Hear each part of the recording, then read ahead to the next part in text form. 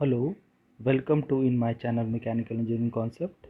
इस mechanical engineering के lecture series में आज लेक्चर नंबर 18 में फ्री बॉडी डायग्राम टॉपिक के ऊपर हम डिस्कशन करेंगे। My name is Kunal Dewangan. चलिए स्टार्ट करते हैं लेक्चर। तो इस टॉपिक को पढ़ने से पहले समझना ज़रूरी है कि फ्री बॉडी डायग्राम आखिर होता क्या है। तो a free body diagram of a body is a diagrammatic representation or a sketch of a body in which the body is shown completely separated from all surrounding bodies including support.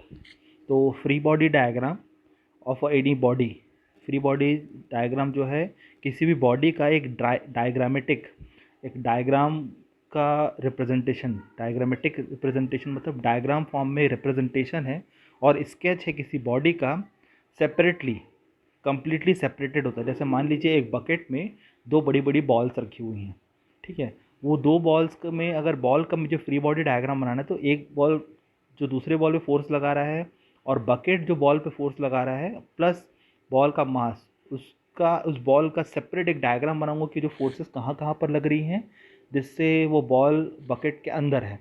तो उन ball का completely separate जो analysis होगा force का respect में, या जो diagram होगा वो सराउंडिंग बॉडीज़ के रेस्पेक्ट में या सपोर्ट के रेस्पेक्ट में, वो कहलाता है फ्री बॉडी डायग्राम किसी भी पर्टिकुलर बॉडी का। और फ्री बॉडी डायग्राम बेसिकली दो टाइप से कैटेगराइज किया जा सकता है। एक हो सकता है रिएक्टिव फोर्स और एक अप्लाइड फोर्स।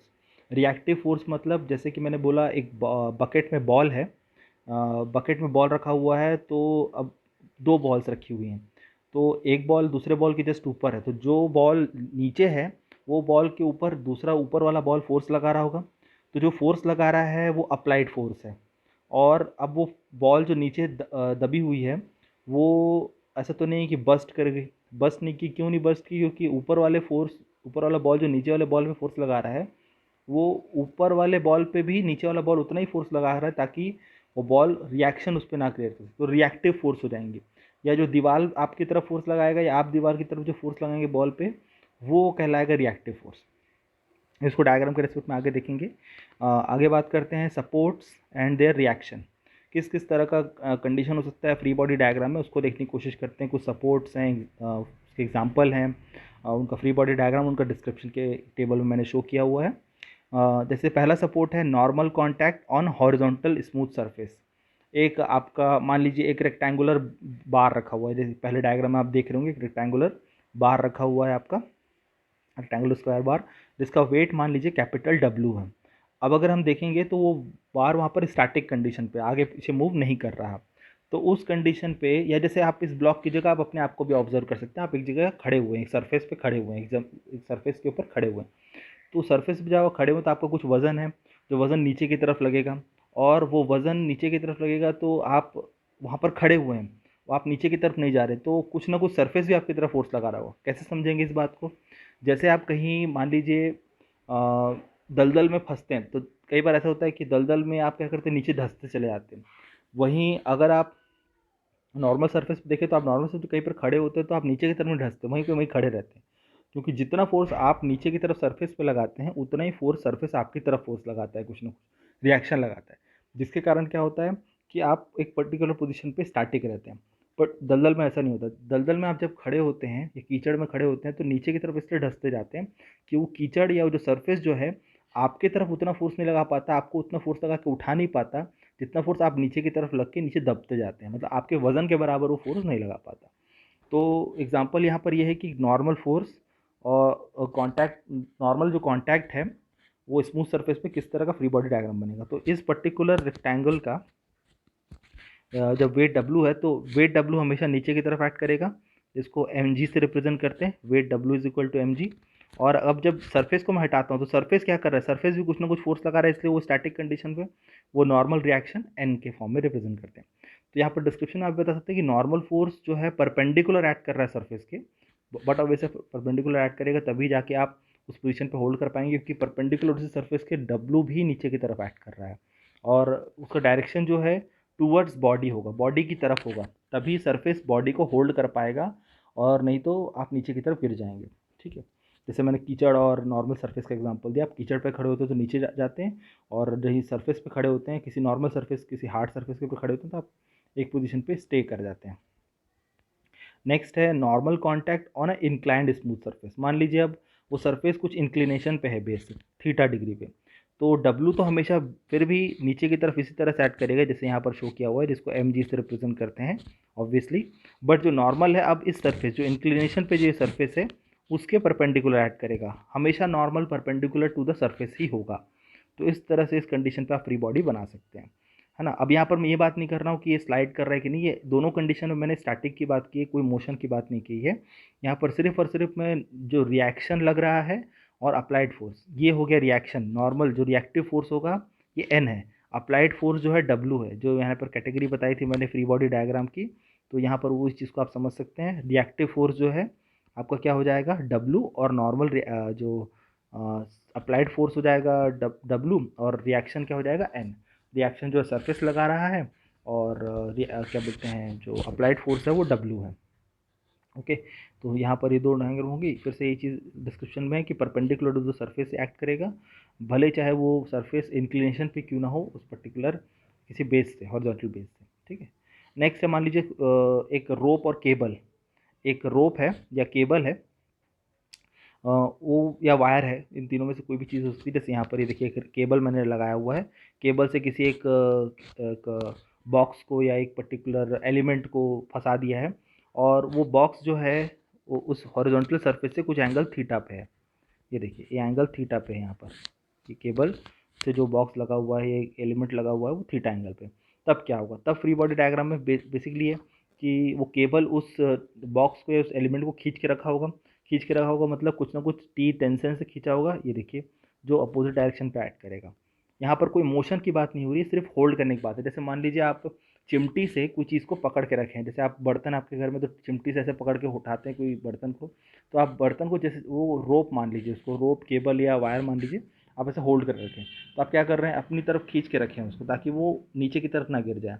तो एक फोर्स हो गया। अब अगर यहाँ पर मैं मास इसका भी कंसिडर कर लूँगा, तो ये एलिमेंट का मास नीचे mg, वेट नीचे की तरफ ऐड करेगा बाय डिफ़ॉल्ट। तो इस तरह से आप इसको समझ सकते हैं। नेक्स्ट है आपका स्प्रिंग की कंडीशन। ये देखिए, आपका किसी एलिमेंट पे कोई स्प्रिंग लगा हुआ है, तो स्प्रिंग फोर्स क्या होता है, पी। ठीक है, पी जस्ट अपोजिट, जैसे मैं इस तरह खींचता हूँ तो खींचने के कारण अब जिस डायरेक्शन में मोशन होगा उसी के रिस्पेक्ट में स्प्रिंग फोर्स एक्ट करेगा। ठीक है, तो स्प्रिंग फोर्स बस ऑब्वियस है कि आप इस तरह खींचूंगा, इस तरह से खींचूंगा तो पी फोर्स इधर एक्ट करेगा। पी फोर्स जो स्प्रिंग फोर्स है oriented along the longitudinal axis, मतलब स्प्रिंग के एक्सिस के अलोंग होगा, वो पुल फोर्स होगा। ठीक है, ये इस तरह से एक्ट करेगा। नेक्स्ट है, मान लीजिए कोई रफ सरफेस में, जैसे आप गाड़ी को धक्का मार रहे हैं, ये मान लीजिए एक गाड़ी है जिसका वेट डब्लू है, जिसको एम जी आप मान सकते हैं, उसको आप पीछे से धक्का मार रहे हैं, तो धक्का मारने वाला फोर्स पी हो गया। तब इस गाड़ी पे कौन कौन से फोर्सेज एक्ट करेंगे, आप इसको फ्री बॉडी डायग्राम से समझ सकते हैं।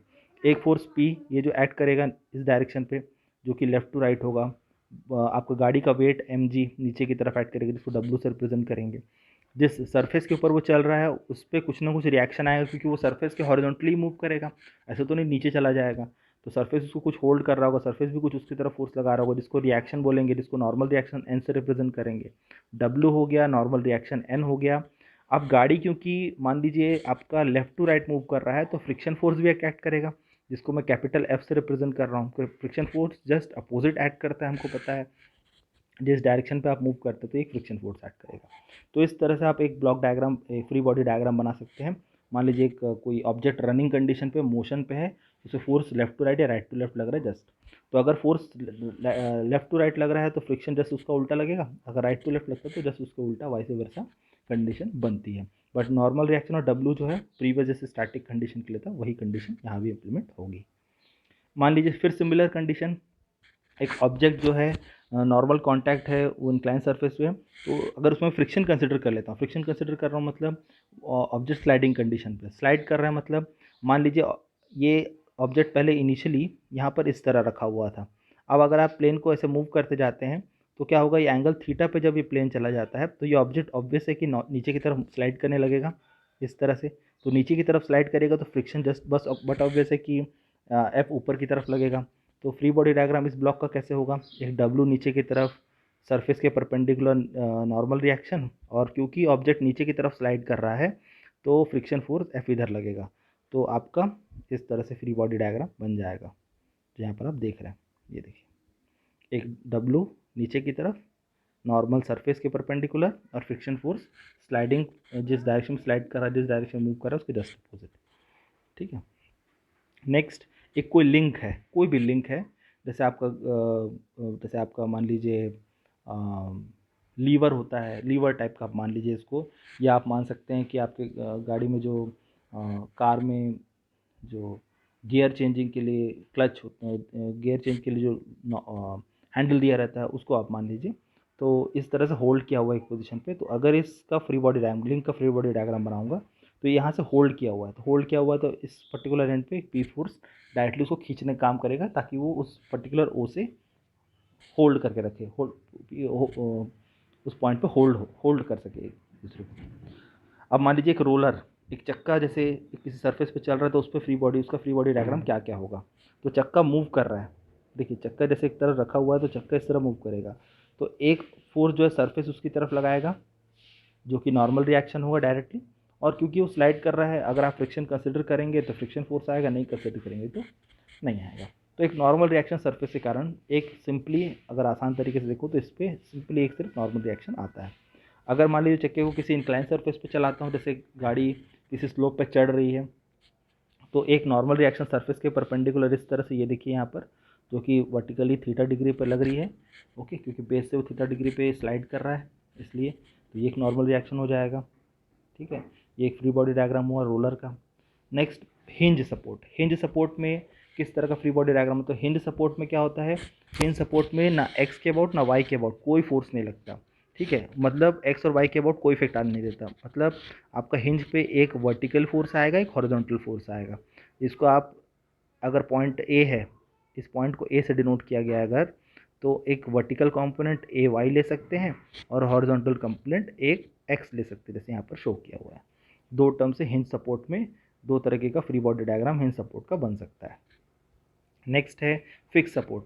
तो फिक्स सपोर्ट में क्या होता है, अगर आप किसी पॉइंट को होल्ड कर लेते हैं, इस तरह से पकड़ लिया किसी रॉड को, तो आप एक्स और वाई दोनों में मूव करने नहीं दे रहे, बट होगा क्या कि अगर आप उसको नीचे से दबाएंगे, इस एंड को दबाते हैं, अगर इस एंड पे अगर फोर्स लगाते हैं कहीं पर भी, इधर कहीं पर, तो ये ऑब्जेक्ट इस तरह बेंड करने लगेगा। बेंड करेगा मतलब क्या है कि कुछ ना कुछ मोमेंट प्रोड्यूस हो रहा है। तो मोमेंट सिर्फ और सिर्फ फिक्स्ड एंड को छोड़ के हर जगह होगा, मतलब फिक्स्ड एंड पे कुछ ना कुछ मोमेंट भी आ रहा होगा, जिसके कारण वो उसे काउंटर कर रहा है। तो दो रिएक्शन तो आएंगे ही आएंगे, ए एक्स और ए वाई, प्लस साथ में एक उसके अपोजिट, जिस डायरेक्शन पे आप मोमेंट प्रोड्यूस करें उसको जस्ट अपोजिट एक मोमेंट प्रोड्यूस होगा। क्योंकि देखिए ऑब्जेक्ट जो है कुछ इस तरह बेंड करेगा, इस तरह से, मतलब क्या है, एक मोमेंट ऐसे लगा और दूसरा मोमेंट जब तक ऐसे नहीं लगेगा तब तक ये तो ऐसा बेंड ही नहीं कर सकता। ऑब्जेक्ट कोई ऐसे कब बेंड करेगा, जब एक एंड से इस तरह का मोमेंट, दूसरे एंड से इस तरह का मोमेंट प्रोड्यूस होगा। तो ये मोमेंट तो प्रोड्यूस हो रहा है इसके कारण, इस एंड पे जैसे फोर्स लगाया तो ये ऑब्जेक्ट इस तरह बेंड किया, बट ये कंप्लीटली इस तरह का बेंड करेगा जब इसके फिक्स्ड एंड पे भी इसी डायरेक्शन पे मोमेंट प्रोड्यूस होगा। मतलब आपने इस तरह उसको होल्ड किया है कि उस तरह से मोमेंट प्रोड्यूस हो सके। तो ये हो गया फिक्स्ड के लिए। नेक्स्ट है स्लाइडिंग के लिए, अगर मैं कंडीशन देखूँ स्लाइडिंग की कंडीशन पे, अगर स्लाइडिंग गाइड के ऊपर, तो स्लाइडिंग गाइड पे तो सिंपली आप देख सकते हैं यहाँ पर कि एक नॉर्मल रिएक्शन, तो रोलर स्लाइडिंग और आपका ये जो रोलर स्लाइडिंग और आपका लिंक के लिए हमेशा डायरेक्टली आप फोर्स, एक single force, normal reaction of force को कंसिडर कर सकते हैं। तो इस तरह से फ्री बॉडी डायग्राम को आप कॉन्सेप्ट समझ सकते हैं, फ्री बॉडी डायग्राम आप बना सकते हैं डिफरेंट डिफरेंट कंडीशन के लिए। इसके एक अच्छे से प्रॉपर नोट्स बना लीजिए। अगर आपको कोई डाउट, क्वेरी, सजेशन हो तो इस टॉपिक से रिलेटेड आप कमेंट बॉक्स पर लिख सकते हैं। अगर आपके को मेरा काम पसंद आता है तो मेरे चैनल को सब्सक्राइब कीजिए, मेरा वीडियो आपको पसंद आए तो लाइक कीजिए, अपने फ्रेंड्स के साथ शेयर कीजिए। आपका दिन शुभ हो। Thank you, have a good day.